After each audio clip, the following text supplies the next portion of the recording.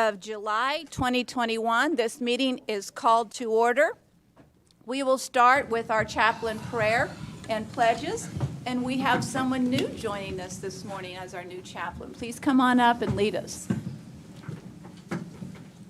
Good morning, and thank you, Madam Mayor and councilors. My name is Father Lorenzo Hatch. I'm the rector of Sacred Heart Cathedral and a chaplain with the police department.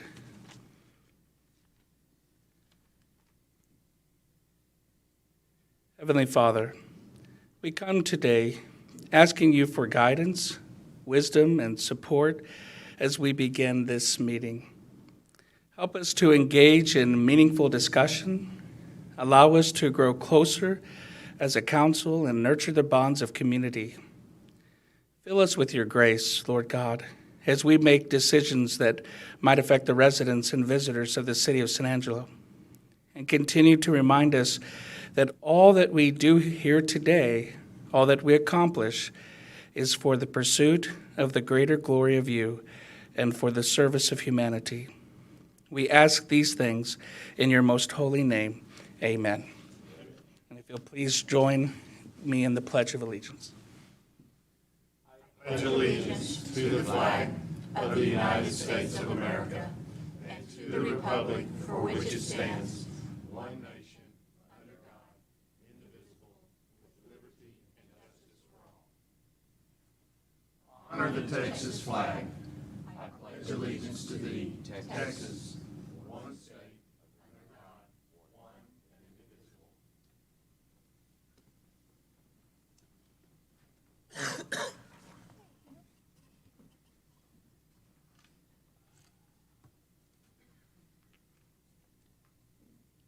Thank you, Chaplain Hatch. We really appreciate you being here and offering those words this morning. Thank you.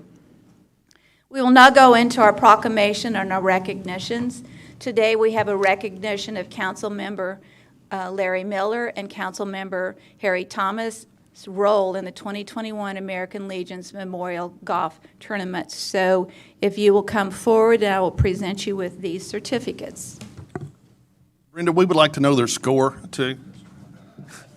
I did not play. Oh, whatever. We want to know the score, Miller. Maybe they didn't come out on top. I'm thinking.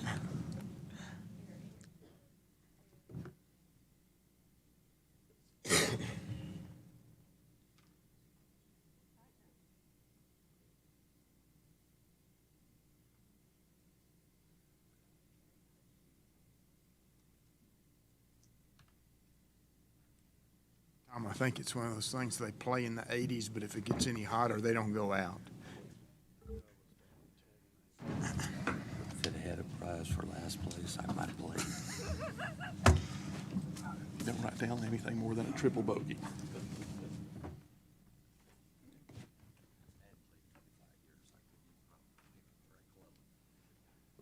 We will now go into the public comment portion of our agenda today.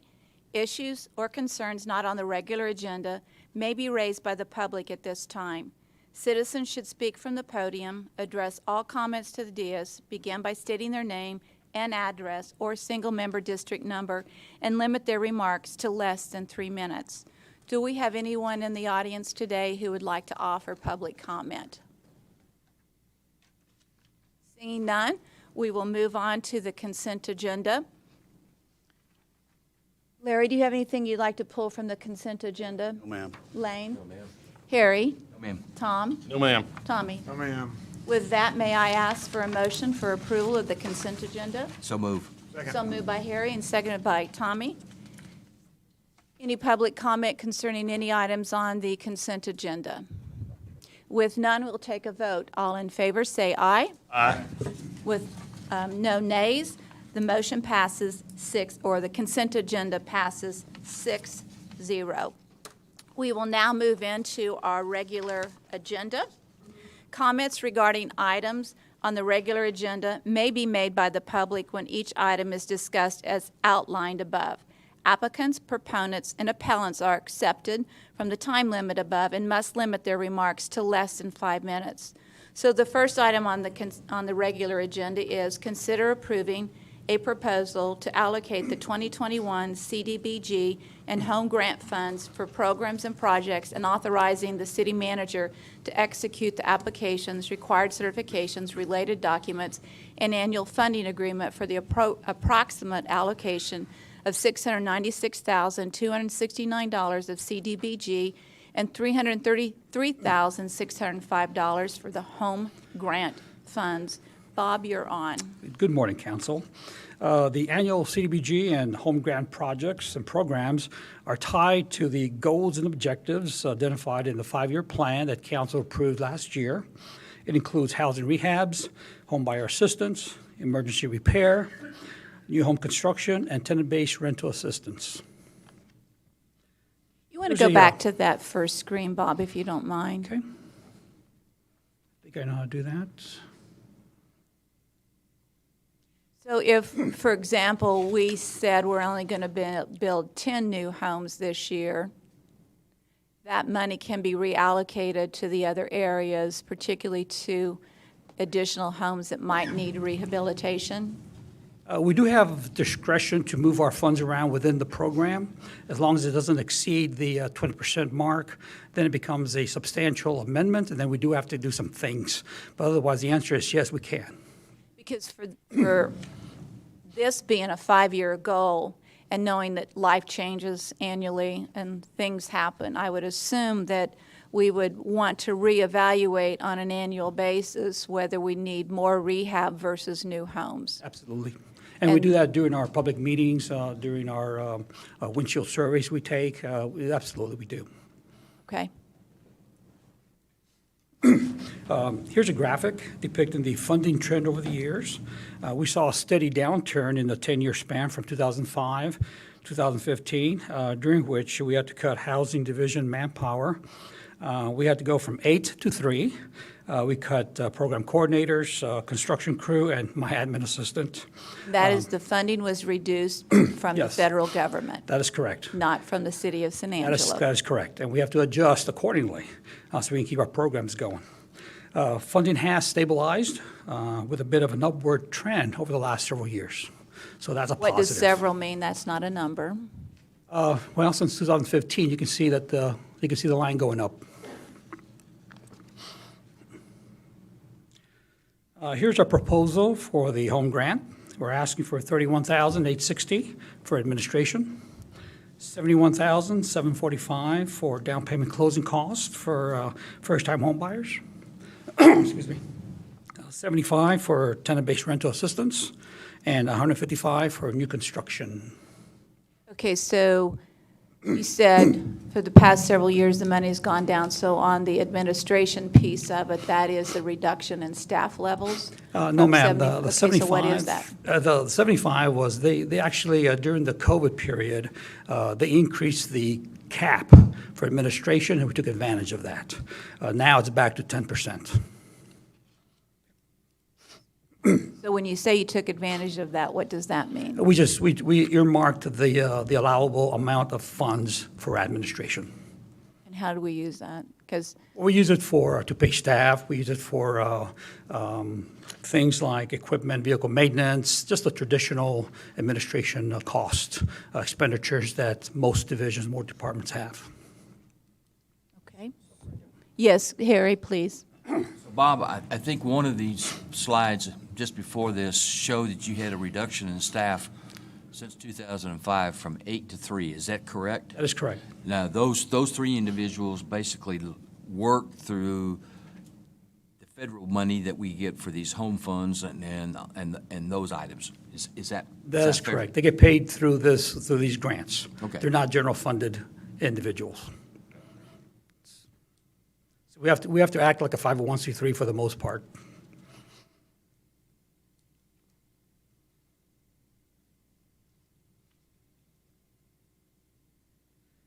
Here's our proposal for the CDBG grants. We're asking for $137 for administration. Why is 108 that up from the prior year? I'm sorry? Why is that up from the prior year, your administration costs?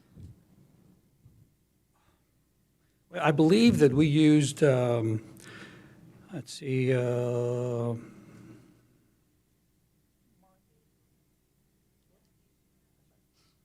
Because of the allocation. Again, we're set at 20% for administration, and as that goes up, we adjust. And that's what happened.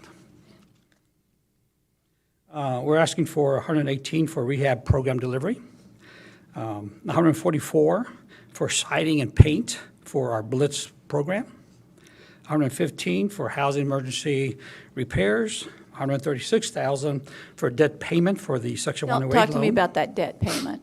Yes, ma'am. We should be done by, the last payment is due August the 1st, 2030. So we have another. Is that because we build houses and borrowed the money? Or what That's is that because debt? that was for Producers Park. We did borrow the money from our allocation to build Producers Park and to renovate Rio Vista. That was about close to $2 million, and we have to repay that annually, and that's what this is. This is the annual payment. So it would seem to me the biggest challenge is needing more money for the rehab and emergency repairs, and I'm not sure where that's going to come from based off of this allocation as presented. Code compliance, what is that? Is that paying for people? That pays for one person to dedicate their time in our target areas. That's what that does. It's part of our neighborhood revitalization strategy.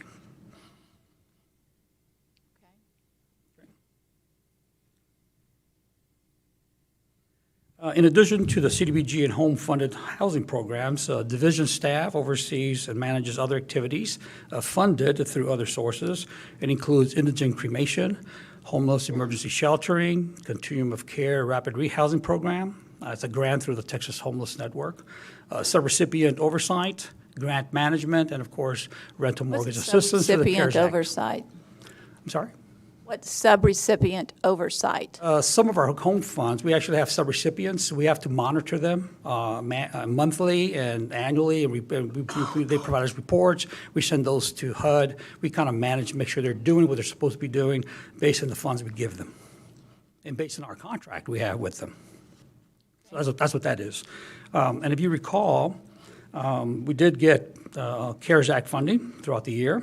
We had the first round of those two have already been spent, and we're working on our third round, 582 at this point. And what is targeted for that 582? What's targeted? We have we have two subrecipients. I think if you What? recall, Sorry? You have two what? two subrecipients that are taking. They got some projects. One is rental assistance for special needs through MHMR. And the other one is through the Concho Valley Community Action Agency for utility assistance. And then we have the rest of that, we manage that for rental assistance, rental and mortgage assistance. I think we'd like a total breakdown on that 582. Sure. Yeah, we sure can.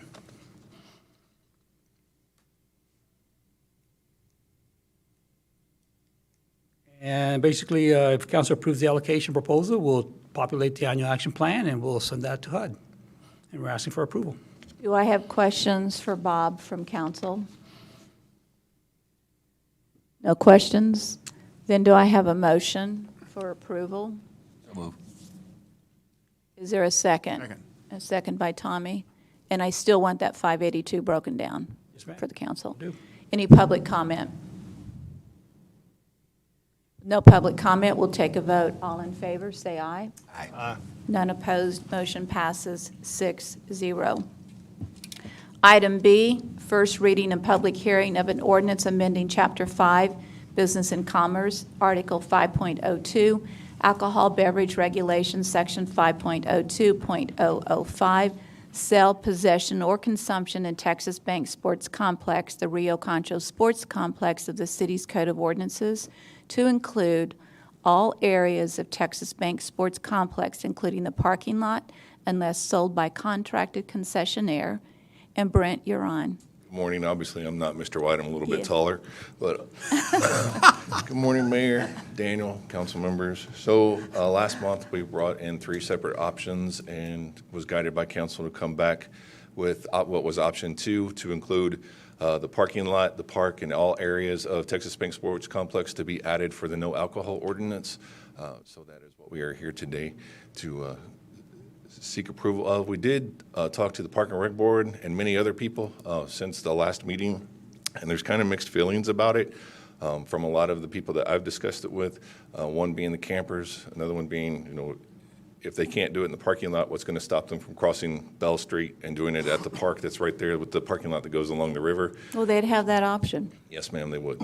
So there's just concerns out there, so. Well, I've talked to a lot of citizens about it, and what the input I've had from citizens is we need to take action. What has gone on out there has made a lot of people very nervous and very concerned. So, And I agree 100%. The actions that happened in May definitely don't need to happen again, but and we are looking at different ways. That was a rental. That wasn't one of our programs, even though the individual was a citizen of San Angelo. That was a rental, not our program from the Recreation Department that was going on at that point in time. So the rules still apply, and we're adding more rules to that for the rental and working with SAPD on how many officers need to be out there for rentals and things like that. So when it's on city property, we need to be very aware and control the situation. Do I have questions for Brent from council? Tommy? Just a comment.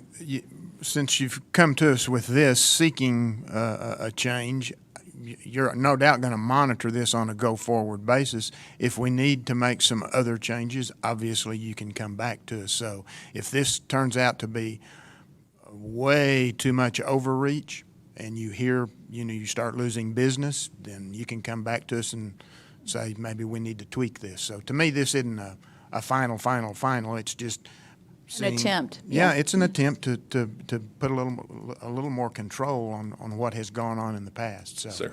yeah. Yeah. Any other questions or comments from council? If not, then may I please have a motion for approval of item B? So moved. A move by Tommy, a second by Tom. Any public comment?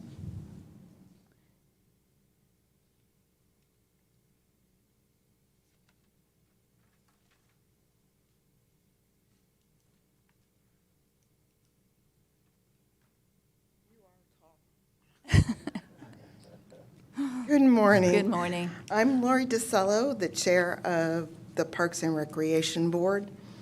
And at our last meeting on June 24th, discussions were held on the recreation policies included, but not limited to, the policies of the Texas Bank Sports Center.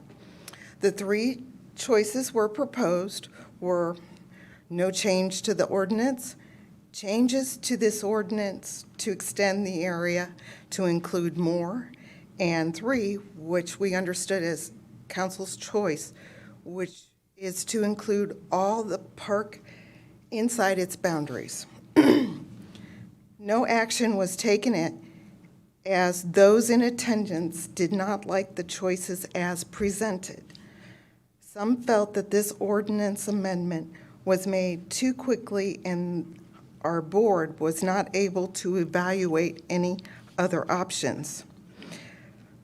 We would like to know if any other options were evaluated, what their impacts were or are, and what policies are in force at other city venues.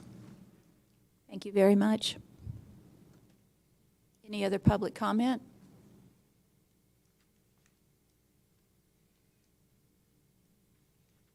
Yes, I have a public comment as a private citizen. So again, I'm Lori DeCello at Member District 6.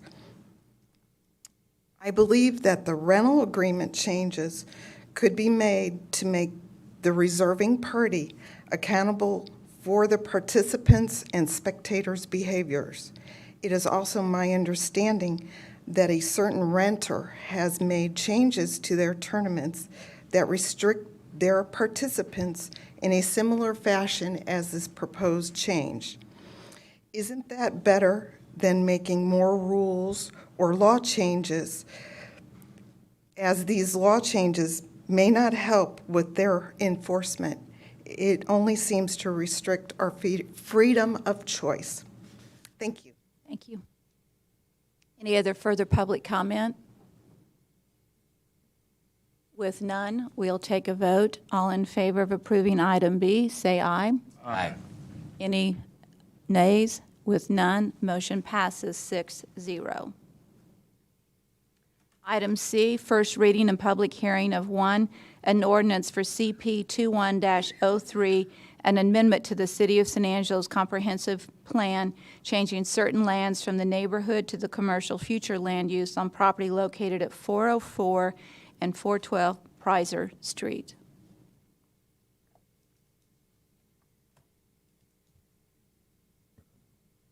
And actually, we'll take both of those together if you wanted to read the second one as well. And the second one is an ordinance for Z21-07, a rezoning from the low-rise multifamily residential zoning district to the office commercial zoning district being .880 acres at 404, 412, and 333 Prizer Street. Thank you. John James, Director of Planning and Development Services. As you mentioned, this is both a comprehensive plan amendment from neighborhood to commercial, as well as a rezoning from a residential district to a commercial district. You can see on the map there the properties in question, mostly right here, but then a property catty-cornered across the street. I'll note that the uses proposed for the site are already existing there, and so this is a cleanup to the zoning. You'll notice that there is one opposition from a neighbor not wanting commercial to encroach into the neighborhood, but again, this is an existing alcohol treatment for teens kind of use that is already in existence.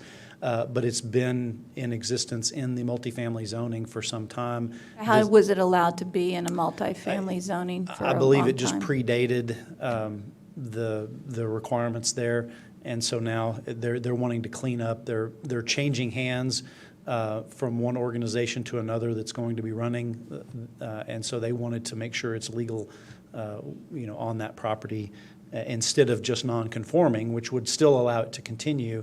But they want to basically legalize the use on the property.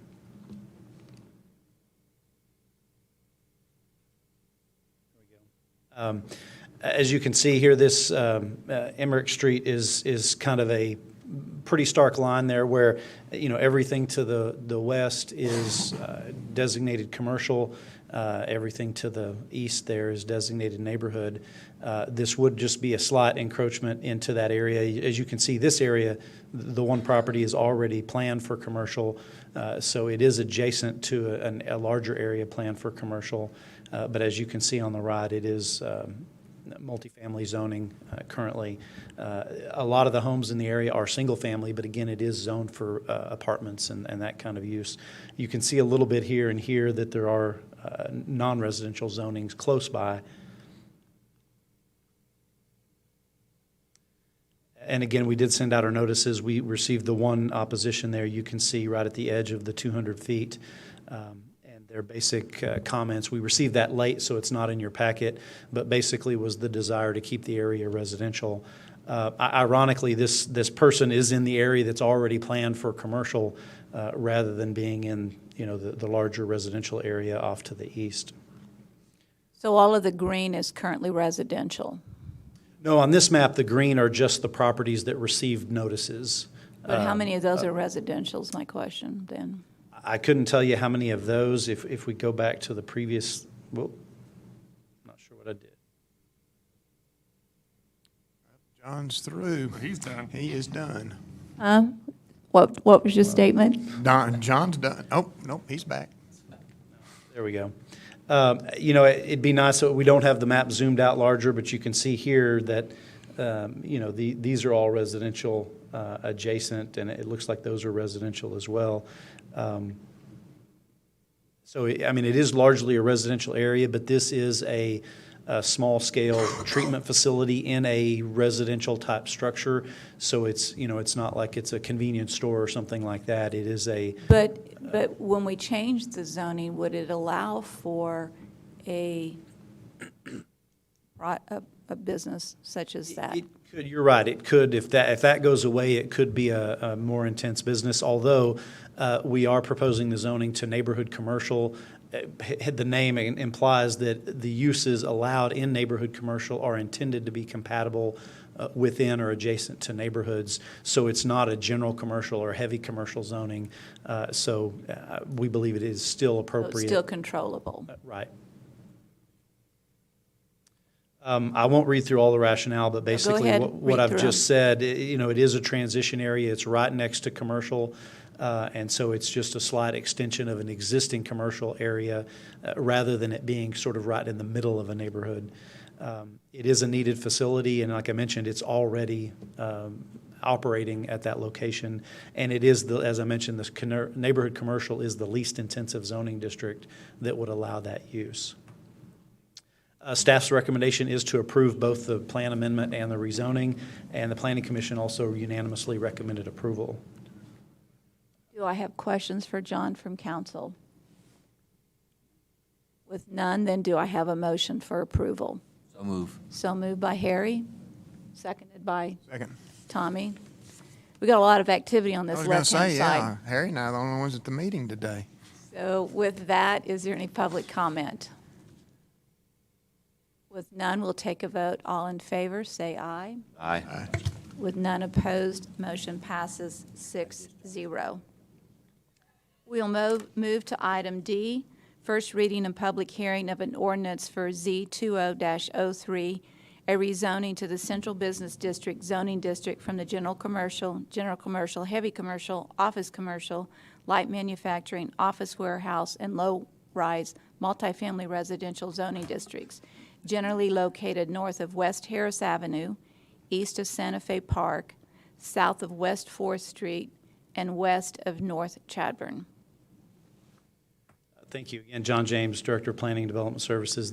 This is the next step. You may remember that we proposed an expansion of the Central Business District zoning district down kind of in this area. We split up the area and are looking in quadrants. So we already looked at that southwest quadrant. So we looked at the northwest quadrant. And you'll see on the downtown map, this is our downtown plan, the future that the plan envisions for future expansion of downtown, includes all the way over to the river and up to Houston Hart. So we looked at that entire area, and you'll see on some of the upcoming maps how we excluded some of those areas, and then throughout the process of going through the Planning Commission, more areas were excluded as was the discussion. So basically what comes to you today is properties where there was no opposition, and you'll see that anybody who basically said they don't want to be rezoned to Central Business District now was left out of this proposal. That makes quite a hopscotch kind of story going Not on. really. I mean, it sort of extends the boundary like this. I think there are a couple of holes that it leaves in the middle, but like over here, this is all already Central Business District, so it's really still a fairly logical boundary.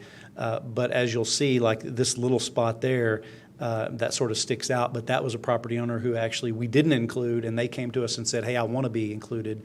What about the ones who said, I don't want to be included? The ones that did not want to be included, yeah, all of those, anybody who let us know that they did not want to be included have been left out of this proposal. So that one little area, would it create a scenario such as the scenario where that big sign in downtown would be allowed? Well, there are two answers to that. One is the Central Business District zoning does prohibit billboards, and so any of the places left out would still allow billboards. Give me that exact address of the one that's been The one left that, out. well, I think on a different map it shows. So here, this map on the left shows all of the properties that we originally looked at, including in the Central Business District zoning. And so the map on the right shows the ones that we excluded. So we excluded all of this north of 4th, which is currently zoned industrial, and a number of those properties are used for outdoor storage and industrial type activities. And They have a billboard? Yes, they could. And we excluded the car lots over here, and then some of this, the McDonald's and other things that are more highway-oriented commercial and not so much downtown. But then all of the rest of this, we believe, are either downtown compatible or areas where downtown type uses could be expanded. And you'll note, as if you drive through that area, a lot of those buildings are already built right up to the street like downtown buildings. So in fact, they're actually non-conforming in their current zoning districts. And that's why many of these property owners were fine with the rezoning, because it takes what is currently non-conforming and makes them conforming.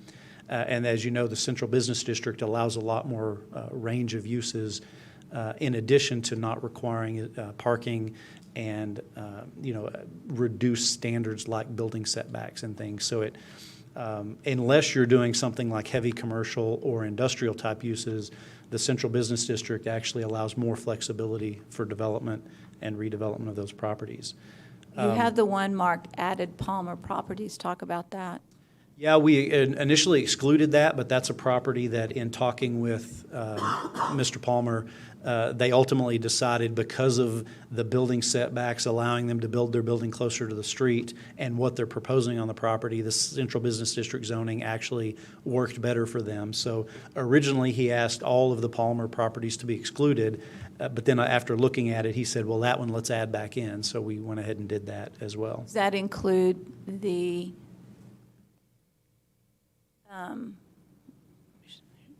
got to think of the word, where they manufacture all of that? Yeah. Yes. No, that's over here, so that was part of the property that was left out. This is actually, I'm not sure if it's vacant now or if they're going to clear something, but it's a part of the property where they're proposing a separate new building. But again, it So we is. wouldn't want that feed mill thing to grow downtown? No, but we've left that property out, but, it's already there, basically, and so it would be allowed to continue under that Well, zoning. yes, what's developed that's correct. Now, they could expand on that existing site, but because basically what's around it is mostly being rezoned to Central Business District, it wouldn't allow them to expand outside of the property they already own. Does someone have any questions or comments at this point on the presentation? I Harry? have one, Mayor.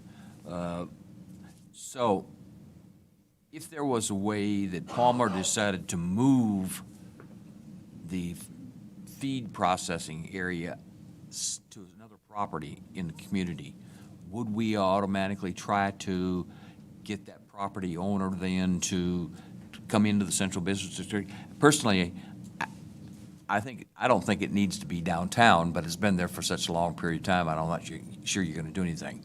But as we expand the downtown area for additional businesses to come in, that's going to be one area where people don't want to be around, just because of what it is.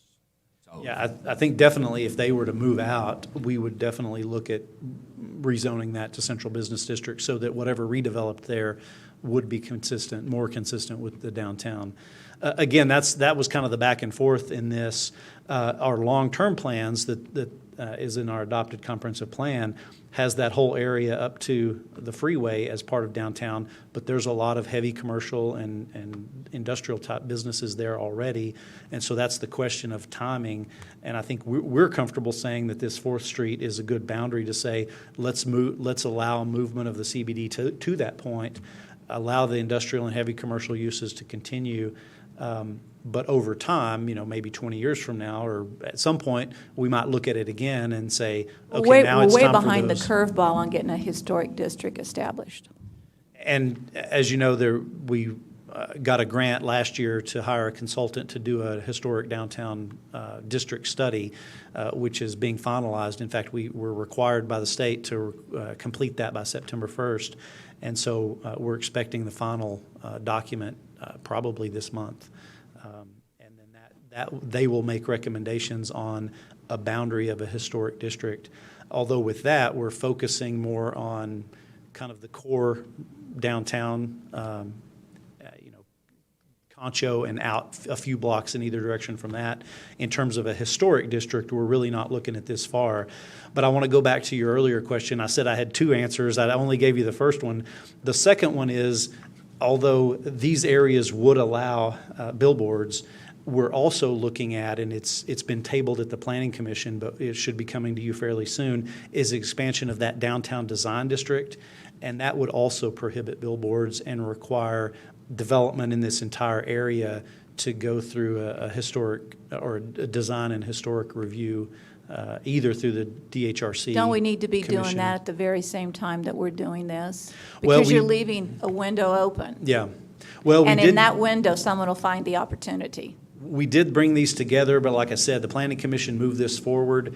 They asked us to basically slow down a little bit on the downtown design district, hold a town hall meeting where residents could come and hear what we're proposing, which I think that's scheduled for later this month. But then it should be going back to the Planning Commission and then on to you all. Our thinking was getting this done now at least protects those areas, even if it takes a month or two to come back with the larger design district. And I think I have a map you asked about. How does that relate to the historic district that we're trying to create? So it looks like you have a lot of moving parts going on here, and I'm not sure they're all linked together correctly. Well, in my opinion, they are. We're taking them, they're kind of independent, but they're all interrelated. But I think we can do the central business district rezoning, which is really about land uses and development regulations. We can take that now. It's not required to do the others at the same time. Next, we'll bring the downtown district, which is really just more of a design. For example, limiting billboards is one of the things that it does. But that is really independent. It's kind of we call it an overlay, but so It is an open door. well, but it's an open door today. So we're closing part of the door, or we're closing one door, and then the next step is to close another door. Why aren't we doing them together so that it all links in totally? Well, we believe they all do link together. Like I said, we brought them to the Planning Commission together. They were fine moving this forward to you all. We didn't see any reason to hold this up because it really is independent, even though we designed them to work together. But like I said, the Planning Commission wanted to table the downtown design district, but it will be coming back as well. But again, we didn't see any reason to hold this up because it does different things and does implement some protections. It doesn't do everything, but we'd rather get 50% of the way there and then the other 50% rather than waiting on all of it to go at once. I will point out this map shows the additional properties. When the Planning Commission tabled it last time, they said, yeah, we'll approve it, but we want you to contact all of the properties that would become non-conforming. In other words, what they're doing now would be allowed to continue, but wouldn't technically be allowed under the central business district, which would limit their expansion and those kinds of things. And so the properties here in blue, a few in here and a couple up here, those were the ones that we contacted that said, hey, no, we want to be out of the district. I will point out, one of the things that this does is get central business district zoning for the full length of Chadbourn all the way up to 4th, with one exception, and it's this little property here that has a finger out to 4th. And the reason I point that out is that little finger right there is where that existing billboard is going in. Now, we're too late to prevent that one, but with this change, no more billboards would be allowed on Chadbourn, from 4th all the way down to the river. And so, again, it doesn't close every door we want to close, but it's the first step in doing that. And so the rationale for this, I think I've mentioned most of this, but it's leaving out the light manufacturing. Again, one of the reasons a lot of that stuff up there is not actually manufacturing or light industrial uses, but one of the differences between that zoning and the CBD is that the manufacturing zoning allows more outdoor storage. And so a lot of those businesses store a lot of things outside. In the central business district, that's limited to only 10% of the site. So that would create some issues for some of those businesses, which is one of the reasons they wanted to be left out. I already mentioned we left out the auto dealerships and hotel across Bryant, just because if those ever become part of downtown, that's going to be a long way off, and those are really not downtown-oriented uses. And again, I think I mentioned we've removed the non-conforming properties that the owners asked to be removed. So here is the notification. So we did receive one in favor, none in opposition, and what I mean by that is none that are affected. We did receive some properties that were opposed, but those are now the ones we left out. And so with the properties as proposed, there are no longer any opposition, basically, because we left everybody who opposed it out. And so, I mean, I think I've mentioned all this, some of the concerns of the property owners. A couple of others were intermodal containers, those sea container type things are allowed with some restrictions, but in manufacturing, but those wouldn't be allowed in central business, and we've already discussed the billboard and outdoor storage issue. So again, this area is planned in the city's adopted plan for future expansion of downtown. That's part of the reason we looked at doing this to begin with. CBD development standards are more permissive and allow more redevelopment in that area, particularly of mixed-use kinds of things. Another one of the reasons we brought this forward is we've seen 4 or 5 rezonings in this area where individual property owners have asked to be zoned CBD, and we thought we would make it easy on everyone, just let's zone a larger area so each property owner, when they come in to redevelop, doesn't have to go through that process each time. And it does give an area for, we're seeing more and more things happening in the downtown. And like I said, people are buying these buildings at the fringe and converting them to more downtown type uses. This helps encourage that additionally. How broad or how limited is that word manufacturing? For example, if someone was going to be a beer distillery or a whiskey distillery, is that called manufacturing? It depends. In most cases, it would be if it's the large-scale operation like you're talking about, but we do have some provisions in the zoning ordinance. For example, a brew pub that, you know, they do some brewing, but it's really like a bar that actually brews their own stuff. They can do that on site, so that's something you could do in the downtown. But if it was a full-blown distillery, then that probably wouldn't be allowed. But part of it is size and whether or not it's accessory to another use like a bar. And that's similar for other kinds of manufacturing. If, you know, we have some businesses that it's craftsmen that build some things in the back and then they sell them in the front. Mm-hmm. Those kinds of things are allowed. But if it's a big manufacturing operation, then it's not. And our ordinance kind of makes those distinctions. So if I'm going to open up a whiskey distillery and then have a tasting room, all of that would be allowed? Well, again, it depends on the scope and size of things. So if you've got a 20,000 square foot distillery building and you have a little 20 by 20 room that you do tastings, that's probably a distillery, and the tasting room is accessory to that. On the other hand, if you've got a bar that's the primary use, but you also brew, then the brewing is accessory to the main use. So it really falls on which use is the primary use, and that there are a few things that go into that. One is just the space used, but it's also volume of sales and some of those kinds of things. And at least with beer, that moves over into TABC state regulations on which is which kind of thing. Yes, Harry. One other question before John gets completely out of this area. So, John, when you and the staff had conversations with these property owners and a few of them opted out, did we talk to them about if they ever got rid of the property, we'd be interested in bringing them into the central business district? I mean, did we have that conversation with them?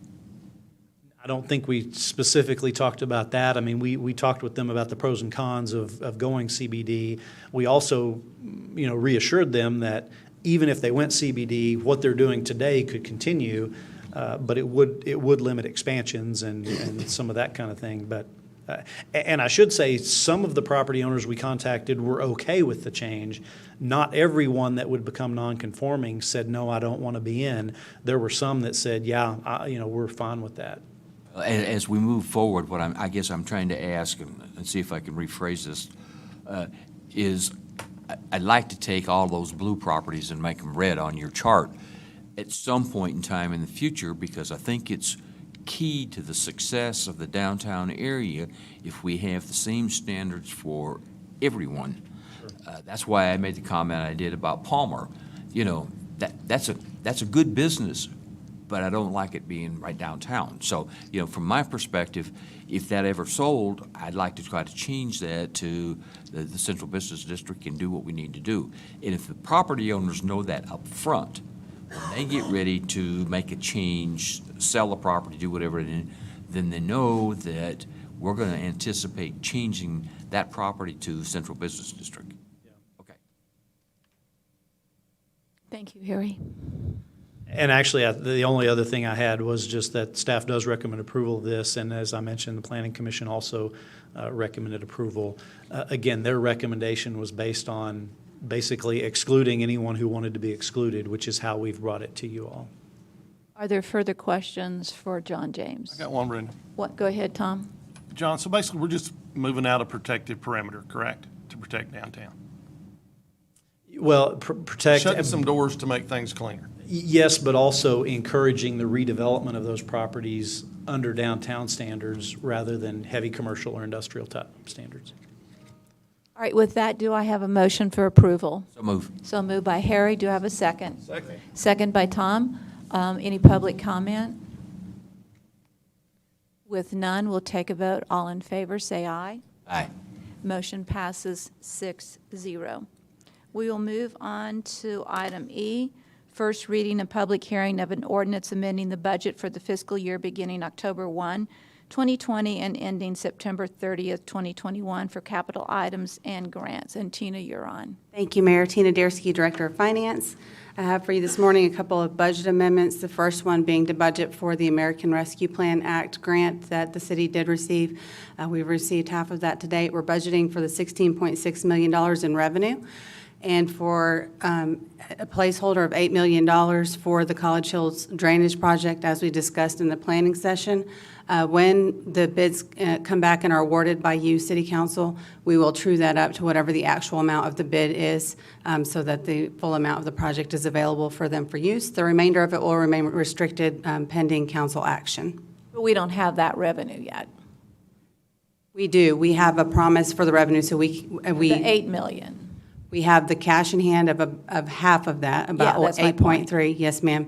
But when we receive a grant award that's guaranteed, we budget for the full revenue amount. And that way, if their bids come in a little bit higher, we're able to go ahead and budget that expenditure as well on the same side. Thank you. Yes, ma'am. And then, of course, we have auction and insurance proceeds in the equipment replacement fund. That's for damaged vehicles and insurance. And then, of course, their auction proceeds. So they're going to go ahead and budget that revenue so that they can use it for further replacement of equipment.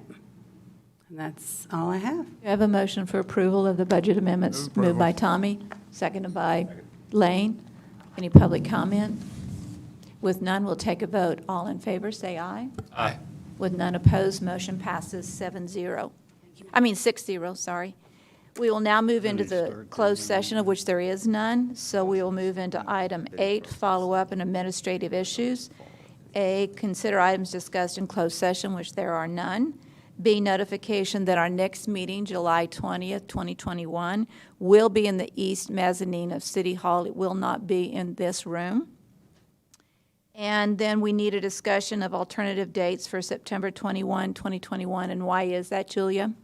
We have a council member that has a scheduling conflict, and so we just wanted to see if there's an alternative date that everyone was available. I think it's pretty hard to keep changing these dates. Yeah, and we don't have to have full council present, but that is probably the day when we'll be adopting the final budget. They will be in every one of the council meetings and discussion of the budget. This was me. I should have checked with Julia before. I know. I should have checked with Julia first. For some reason, I was operating under the assumption we had to have all 7 council members to vote on budget and set tax rate. We do not. She just confirmed. So, no, y'all go ahead and have the meeting without me, but I will not be here on the 21st. Okay. Plans change, and maybe you will. Well, maybe I will. Okay. I believe you made a All right. decision without asking permission, Julia first. Okay, so that's finalized there. Announcements and consideration of future agenda items. Yes, Tom? I need one, and Shane, Kelton, and Patrick are probably not going to like this. I would like to have the next meeting or two, probably a brief 2 or 3 slide presentation, Shane, on residents' responsibilities on mowing and easements and care of their property lines where it's adjacent to a street or a property. I've got several people up and down Lakeview Heroes that are receiving their first phone calls and notices of what they have to mow. So I just would like to bring this up, talk about what somebody's responsible for and their care once they place a fence between there and the street, and who actually owns that property. Okay, thank you. With that, may I please have a motion for adjournment? So moved. So moved by Tomedy, seconded by Lane. Is there opposition to this?